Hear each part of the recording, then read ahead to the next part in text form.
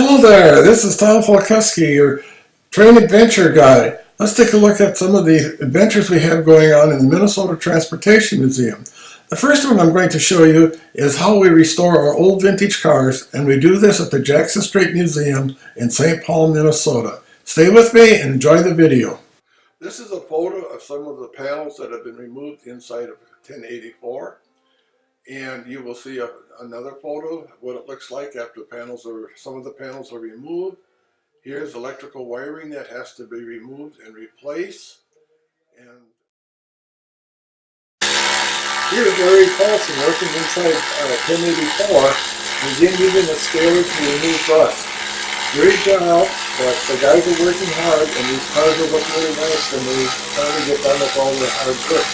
Come and join them if you'd like to get your hands dirty.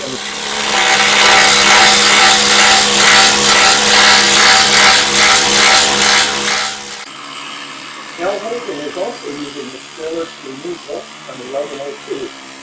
1102 is a car built in 1914 and was reconfigured in the 40s to be equipped with combine.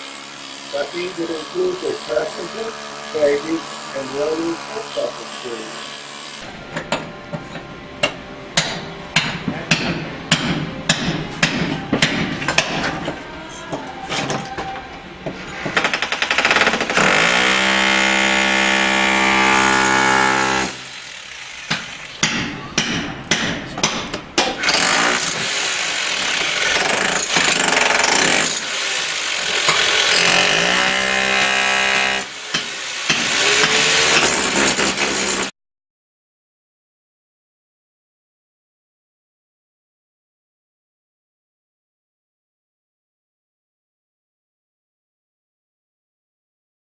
Trying to get that squared away, centered properly on here. So that's happening.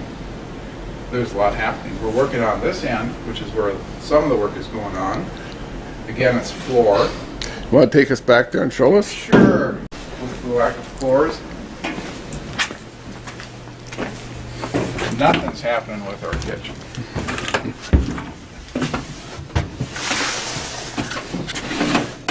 And this is kind of where we're working.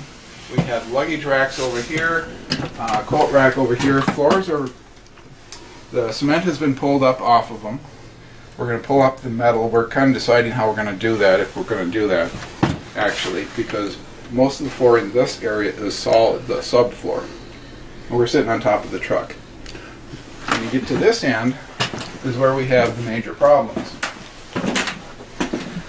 This is the remnants of the ladies' restroom, and this is the men's on this side, plus an electrical cabinet. The brown area was the electrical cabinet, so there's a wall in there that's missing. But if you look, there is no floor in this section or this section. And that's where we're trying to work through at the moment.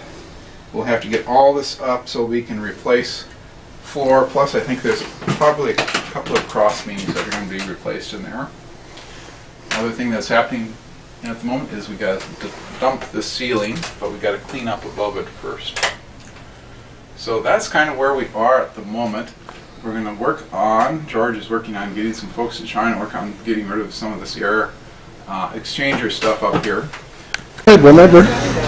Well, this is our generator that we're going to hang underneath the twin ports, and we're currently working on putting together some mounting bracing underneath the car so that the Statco generator that we purchased can go underneath it. It's a 52 kilowatt generator, should be enough to power the car and perhaps even an adjoining car or two once we get it into our train con system.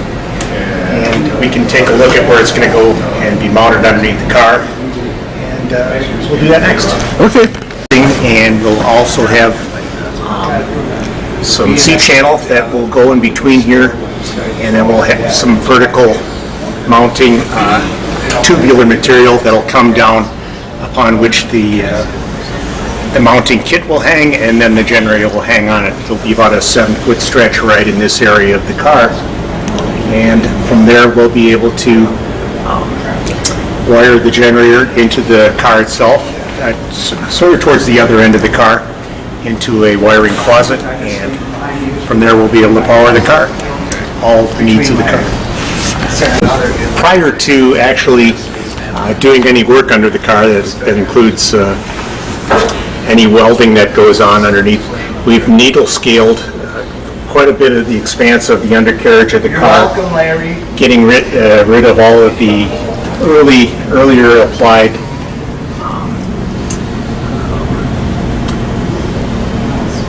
sorry, I forget the term for it, the protective material that would keep the car from rusting, the rust preventative, and we're going to actually paint on a product called POR 15 to keep the undercarriage sealed up so that it will not rust. Most of this has been done on this side and also on the other side through the middle of the car. We do have ends on the car where the trucks are that are more difficult to get at and are yet to be done. But this is the area where most of the under-car equipment's going to be hung, the generator, the air conditioning unit, the tanks that will be our black water tanks. So those areas have mostly been addressed, and then at that point we'll be able to paint and then hang the mechanicals. Just kind of looking at the needle scaling. We're just conjecturing, and yeah, the needle scaling needs to continue towards the corner here. Yeah. That, and do we need any extra framing in here? Maybe something pulled off way up there. Oh, we'll definitely have some more cross bracing here, I'm pretty sure. Well, it doesn't look like there was any in there to begin with, though, does it? Should be one in the middle at least. It sure looks like it, because that's a pretty big expanse. There'd be a soft spot in the floor. Yeah. So I have to be creative. We'll figure it out. It looks like maybe they did it because they had conduit. I don't know. Well, that's the tail wagging the dog.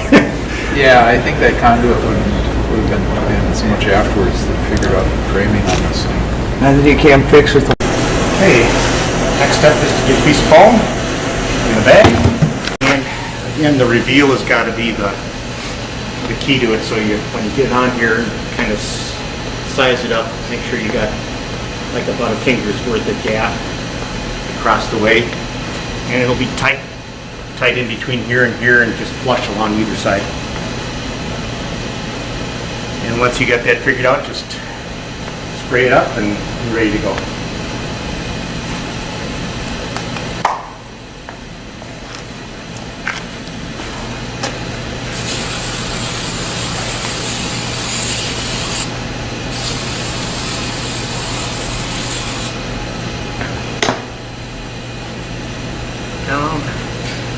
And you can pick it up and put it down several times. It doesn't hurt it as far as the stickiness goes, the application goes. In fact, it might actually be a good thing. And then did I get the right reveal? I think I did. You want to feel under there? So when the cover actually does go on there, it'll actually press this down, Right. but then it'll blouse out on the sides. Whereas if it's flush, it doesn't have that opportunity. So that's why we're looking for that. Last step is chances of hitting those same holes are probably pretty slim, but we want to be able to give ourselves the best chance at it.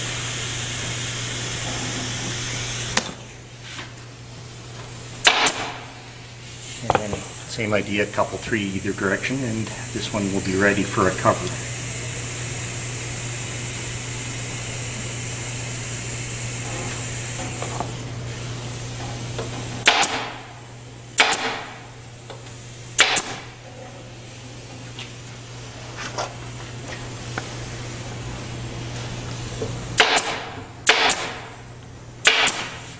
Okay.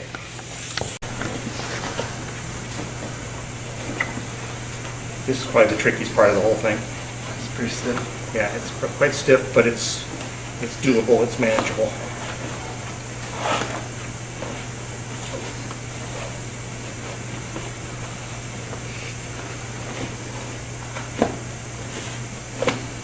And then kind of square it off like it is on the seat. So you can see how that is. The next thing we need is a piece of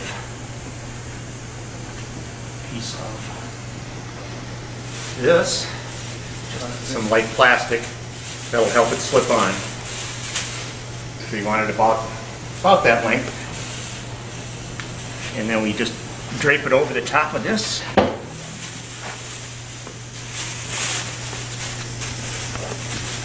So, and then just slip this cover on. And remember, put the front to the front. I did one backwards once. It felt pretty dumb. So the fabric will go towards the foam. Yep, fabric to the foam. Slip one side on, then you get the third corner on. And then the fourth one you can usually get by just depressing the foam here on this side. This plastic will kind of go all over the place. You've got to kind of adjust it as you're working.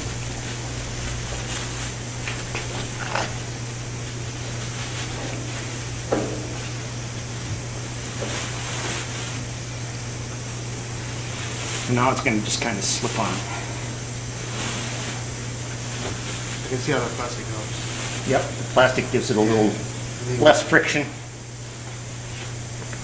And now, kind of tug on one side.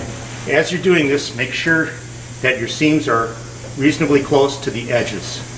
So this one's kind of lapping over in this direction, so I got to kind of work it back to right where the edge is. So you kind of see how that happened. Oh, it's on the sock. Good. Yeah.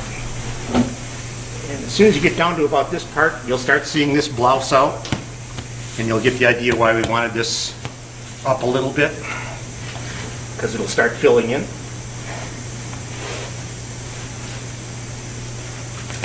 There, now you can feel it right at the top already, and it gives this some, you can feel cushion here, whereas if it's flat, there's a little air pocket here and here. That's not what we want.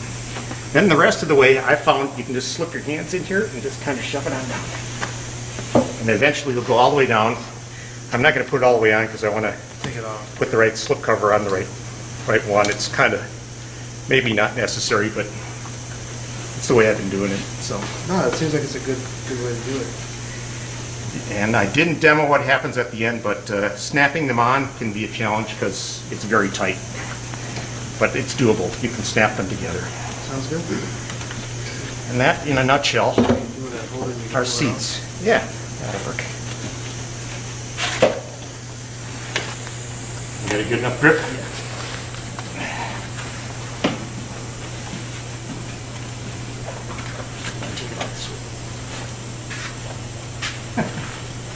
Maybe just out. Definitely on there good. we'll do it this way. There we go.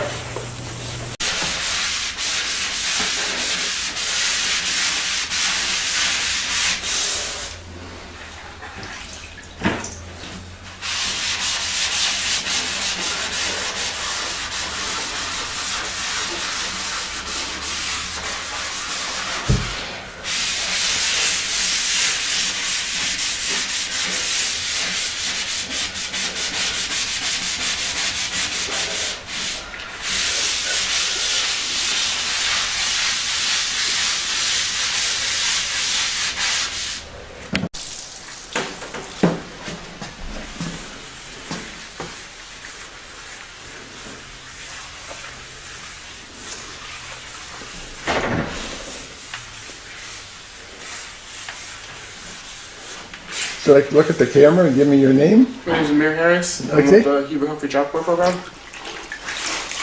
Good. I like that. That's good. This is just a solution used to get all the built up wax off the Yeah. ends of the train. Okay. Yeah. So I'm gonna let this sit after a while. Then I'll come through and I'll wipe it all off again. I'll do one more layer to get the rest of the wax up and make sure it really comes up. Excellent.